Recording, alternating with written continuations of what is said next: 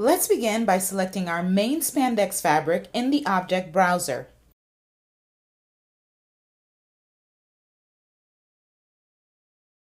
And moving down to our property editor. Under Texture, select the editor icon to bring up your texture editor, and from there, you can apply a print of your choice.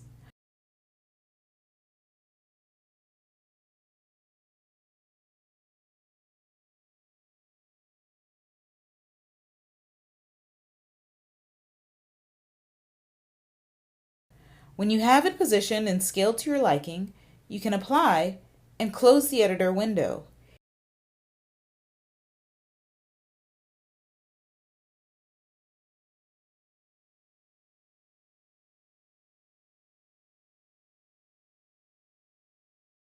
Here's a look at the back placement. It looks like our cups are still in the self fabric, which will affect our layout later, so let's change that by going into our fabric library and grabbing that trim fusible fabric to give it a more molded shape.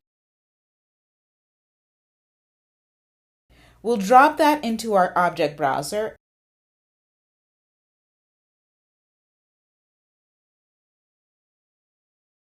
and then drag it over to our cups.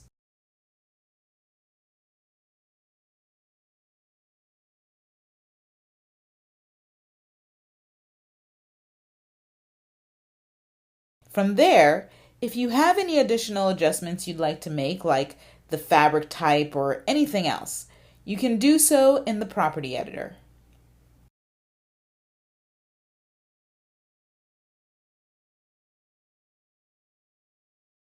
Let's add one more fabric in our object browser for our elastic, because even though the pattern already has the correct physical properties that we established in the elastic video, without its own designated fabric, it would appear on the self marker. So we'll drag and drop our fabric there. No additional adjustments needed just yet. We'll rename it elastic in the object browser, and also the previous one, bra cups.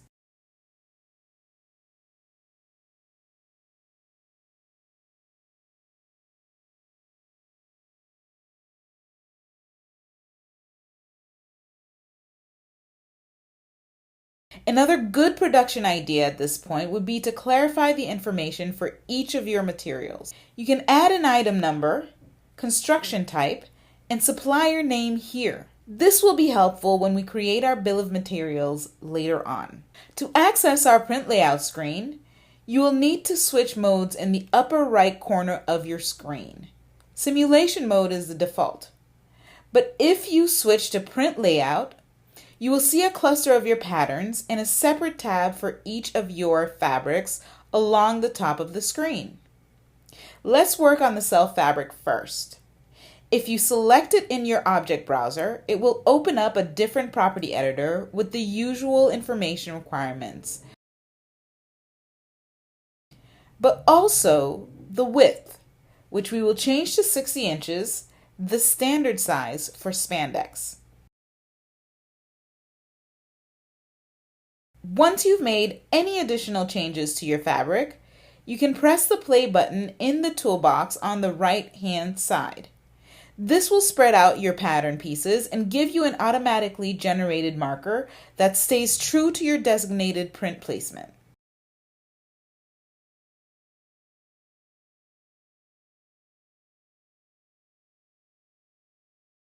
And in your property editor, you will find the consumption data, which will help you track waste in your production line. Also note that here, you can change the units you are using to track that consumption data. I'll switch mine to yards. Some other things you might want to consider here are buffer spacing, meaning if you wanted to leave space between your patterns, grain direction in case you had a directional pattern, if you wanted to select a specific colorway, and lastly, grading. Under number of garments, select grading, and if you click on the icon beside it, your grading nest window will appear and allow you to designate the number of units you will need per size. In this case, I'll take one of each.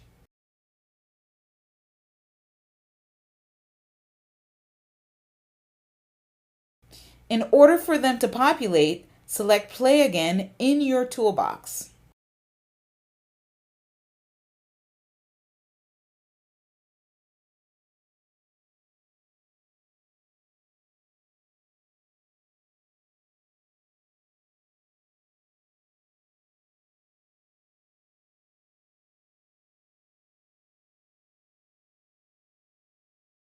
Because of the print, our lines are a little hard to see at first, but here they are.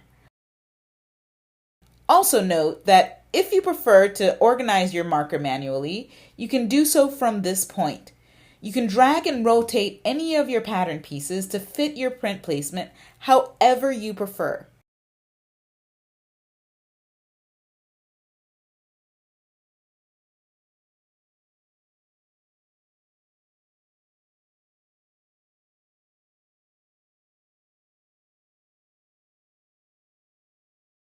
But for now, we'll just use the auto function to generate our marker and simply press play.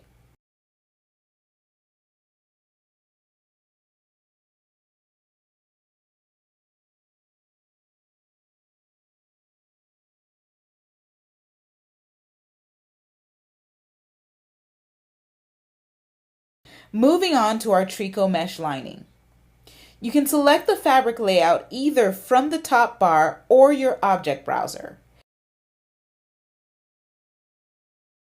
It doesn't look like we need to make any changes in our property editor, so let's go ahead and auto-generate our marker.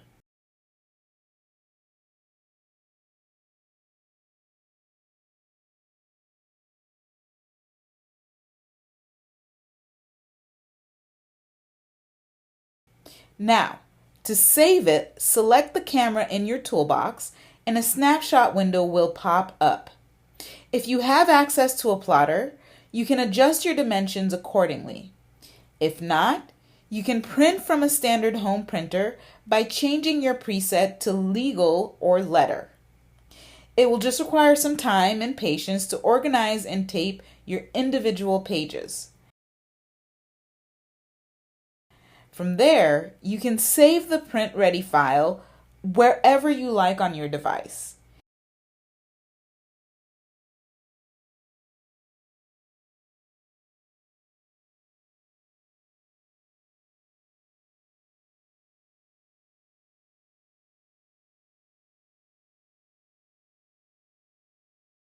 We'll do the same for our self marker.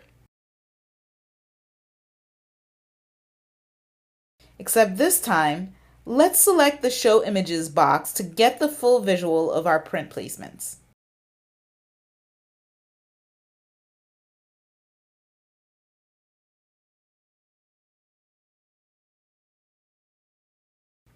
Your file will be exported as a PNG, which you can locate on your device.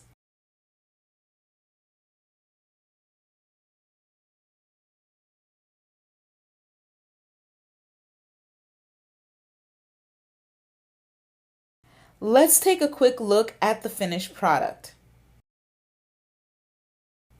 Your main pattern will still be highlighted in white. However, for the other sizes, you will only see a faint line on the screen. We can zoom in to see things a little better, and while this is a bit challenging for a printed pattern, it's absolutely the right size for a laser cutter.